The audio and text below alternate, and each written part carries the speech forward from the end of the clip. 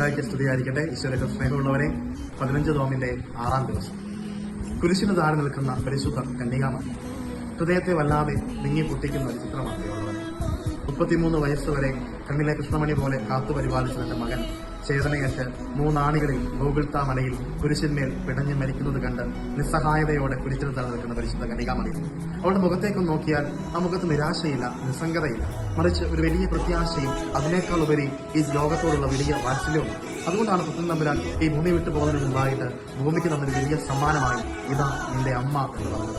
എന്റെയും നിങ്ങളുടെയും ജീവിതമാകുന്ന കുരിശുകൾക്ക് താഴെ പരിശുദ്ധ കന്യകാമറിയം നിൽക്കുന്നുണ്ടെങ്കിൽ അമ്മ തരുന്നൊരു വലിയ ധൈര്യമുണ്ട്. എത്ര ഭാരമുള്ള കുരിശ് വഹിക്കാൻ അമ്മ എന്നെ ധൈര്യപ്പെടും. എത്ര വലിയ പ്രയാസമുള്ള സങ്കടമുള്ള കുരിശുകൾ വന്നാലും അമ്മ എന്നെ നിങ്ങളെ ചേർത്തിട്ടുണ്ട്. കുരിശോളം ഈശോ നടക്കാൻ ശക്തനായത് പരിശുദ്ധ അമ്മ പിന്നാലെ ഉണ്ടെന്നുള്ള ധൈര്യത്തിലാണ്. എന്റെയും നിങ്ങളുടെ ജീവിതത്തിന്റെ പിന്നാലെ പരിശുദ്ധ കന്യകാമറിയം.